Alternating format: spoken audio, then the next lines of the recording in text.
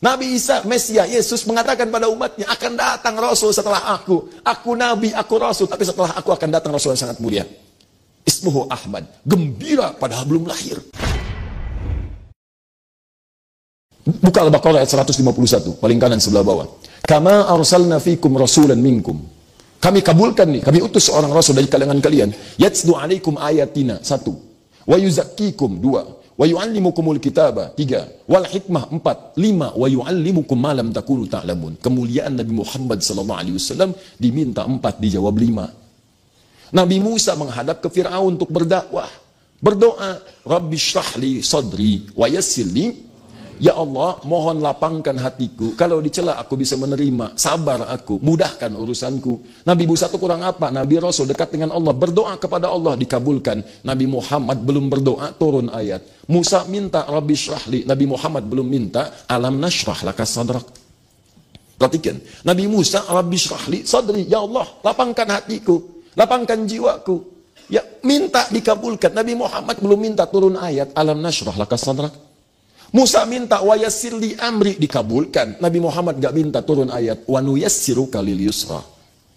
Nabi Isa alaihissalam jaraknya 600 tahun sebelum kedatangan Nabi Muhammad SAW, sama. Bahkan sebelum lahir sudah ngasih kabar gembira kepada umatnya. Buka Quran surah 61 ayat ke-6 itu, paling kiri sebelah atas. Wa mubasysyira bi rasulin ya'ti min ba'di ismuhu Ahmad. Ngasih kabar ke umatnya, saya kasih kabar gembira ya, akan datang kabar gembira. Ini hukum dunia mengatakan kabar gembira itu dikasih tahu kalau bayinya sudah lahir. Ini bayinya belum lahir 600 tahun sebelumnya udah ngasih kabar gembira. Ginilah, antum misalnya, maaf ya. Siapa nama? Akbar, Masya Allah. Akbar apa? Saya panggil Muhammad Akbar Firdaus. Pakai awalan ya. Jangan tunggal, Akbar, Muhammad Akbar Firdaus. Saya panggil, tiga-tiganya bagus lah. Saya panggil Muhammad misalnya ya. Firdaus, Akbar Firdaus. Saya panggil Firdaus sajalah. Firdaus, Masya Allah, ngasih kabar ke temannya. Siapa namanya? Fajri, Masya Allah. Fajri, Alhamdulillah, saya punya anak. Siapa namanya? Muhammad. Gimana anaknya? Nanti setelah menikah. Kira-kira gimana respon antum? Di mana-mana orang ngasih kabar gembira, lahir bayinya ngasih kabar gembira. Ini saking mulia Nabi Muhammad SAW, saking mulianya belum lahir sudah ngasih kabar gembira. Saking senangnya dengan kedatangan Nabi Muhammad SAW. Padahal 600 tahun sebelum datang. Saking bahagianya Nabi Isa mengatakan pada umatnya, Nabi Isa, Mesias, Yesus mengatakan pada umatnya, akan datang Rasul setelah aku. Aku Nabi, aku Rasul, tapi setelah aku akan datang Rasul yang sangat mulia. Ismuhu Ahmad, gembira padahal belum lahir. Anda bayangkan, Nabi Isa itu Nabi, Rasul. Lahirnya luar biasa, wafatnya luar biasa. Naik ke langit kemudian diangkat dengan cara yang sangat luar biasa. Nabi belum lahir sudah gembira.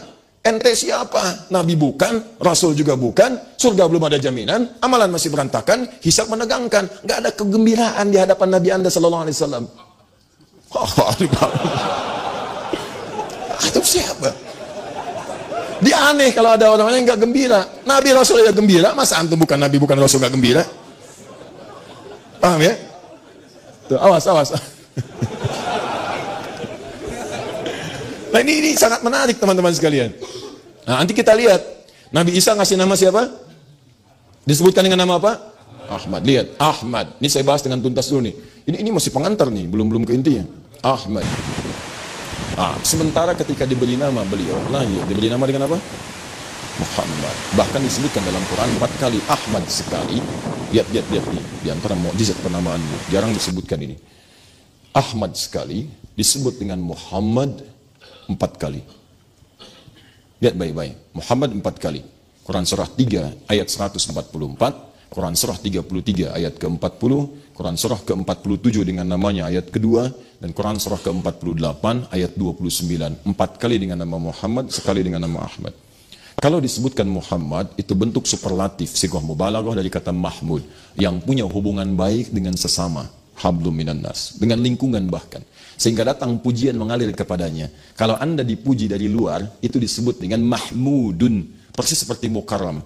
Ya, Al-Mukarram, artinya melekat pujian kepadanya, karena hubungan baik dengan sekitarannya. Perhatian, bagus, baik. Jangankan pada manusia, pada hewan, itu luar biasa perhatian. Bahkan saat orang menyembelih, oleh Nabi diperhatikan, hei jangan sakiti hewannya. Idza dzabhtum fa ahsinu dzibhah. Kalau kalian menyembelih, sempurnakan sembelihan, baguskan.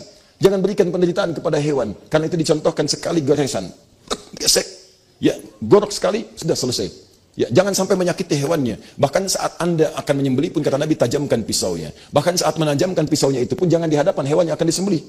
Siap-siap ya, siap-siap. Sabar nanti ya, sabar. Kandidat selanjutnya, kandidat.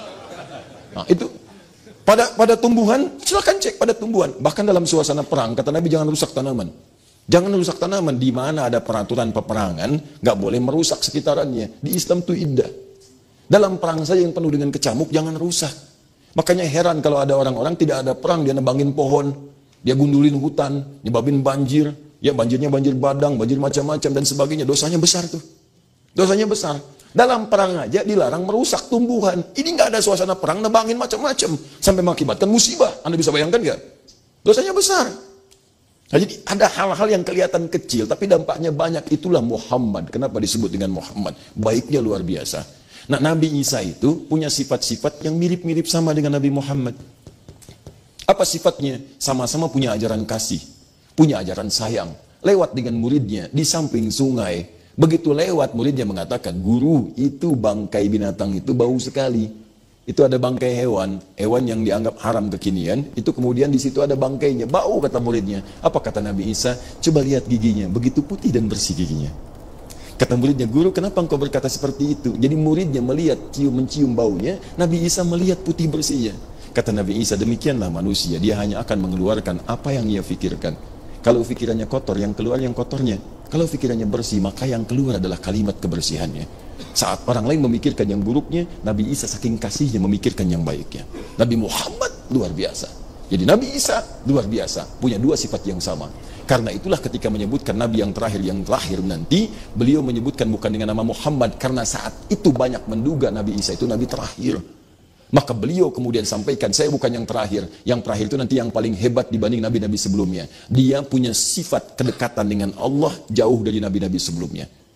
Kalau satu kali Anda mendekat kepada Allah, satu keunggulan disebut dengan Hamid namanya. Hamidun, yang memuji Allah dalam satu sifat. Misal, rajin tahajud, tapi puasa belum konsisten. Senin Kamis belum, Ayamul Bid tidak, Daud juga, puasa Daud tidak sama sekali. Baru tahajud, itu Hamid. Atau sebaliknya, puasa rajin, tahajud belum. Tapi kalau tahajud dikerjakan, maaf, puasa dilakukan, sedekah yang paling bagus, yang paling mulia, maka berubah jadi bentuk superlatif. Dari Hamid jadi Ahmad. Kenapa beliau disebut Ahmad? Karena sifat kedekatannya dengan Allah luar biasa. Silahkan cek sedekahnya, tak tertandingi. Kesaksian Ibnu Abbas, kalau sudah masuk Ramadan apalagi, masa pemberiannya Nabi seakan-akan tak terhentikan. Kasih, kasih, kasih. Dan hebatnya, bagaikan angin yang bertiup dengan sepoi-sepoi. Ngasihnya tuh enak, lembut, nyaman. Ya kan ada orang ngasih tuh kadang-kadang ngasih, tapi mukanya nggak ngenakin. Ya tidak. Ini Pak, silahkan ambil. Aduh Pak, terima kasih. Nggak apa-apa, itu kan hak Bapak infak. Bapak kan miskin. Nabi tahajudnya silakan cek Al-Bukhari nomor hadis 2008 sampai 2010. Sampai kata Sayyidah Aisyah, sampai tersedus mengatakan, sampai bengkak-bengkak kakinya. Padahal beliau madnun bil jannah, dijamin surga, maksum minal maksiyah, dijaga dari maksiat. Ditanya kenapa mesti begini? Apa jawabnya? Santai aja. Afala akunu 'abdan syakura? Apa enggak boleh aku menjadi hamba yang bersyukur dengan semua nikmat itu? Enggak tertandingi. Enggak tertandingi. Bacaan Qur'annya, tilawahnya, murajaahnya, sampai murajaah dengan malaikat, murajaah dengan sahabatnya. Ini mas kita membacakan ayat ya Rasulullah, ayat yang turun pada Anda. Apa tidak boleh aku mendengar dari yang lain? Masih tidak gengsi mendengar dari yang lain. Bacakan dengannya. Luar biasa. Semuanya terkumpul pada beliau. Kemuliaan kedekatan dengan Allah. Makanya disebut orang paling takwa yang pernah hadir di dunia. Karena dekat dengan Allah, maka dinamai dengan takwa. Ingat, semua nama yang melekat pada Nabi Muhammad mulia. Bentuknya sifat, bukan zat. Kalau zat itu untuk membedakan satu dengan yang lainnya. Fajri, yang nengok Fajri, bukan Muhammad Akbar. Untuk membedakan, ketika saya panggil si A, yang nengok si A, bukan yang lain. Itu zat namanya. Yang kedua sifat. Sifat itu melekat kepada zat dengan keunggulan yang melekat di dalamnya. Jujur sifat, sabar sifat, baik sifat. Nama Nabi Muhammad dengan izin Allah yang melekat kepadanya semuanya sifat, bukan zat. Kenapa? Untuk menunjukkan keabadian, kemuliaan sifatnya sehingga bisa diteladani dalam setiap waktu. Sifat yang terus berjenjang diteladani setiap waktu disebut dengan uswah namanya. Maka turun Quran surah ke-33 ayat 21. Laqad kana lakum fi rasulillahi uswatun hasanah. Jadi dari segi penamaannya, lahirlah sosok disebut dengan Muhammad.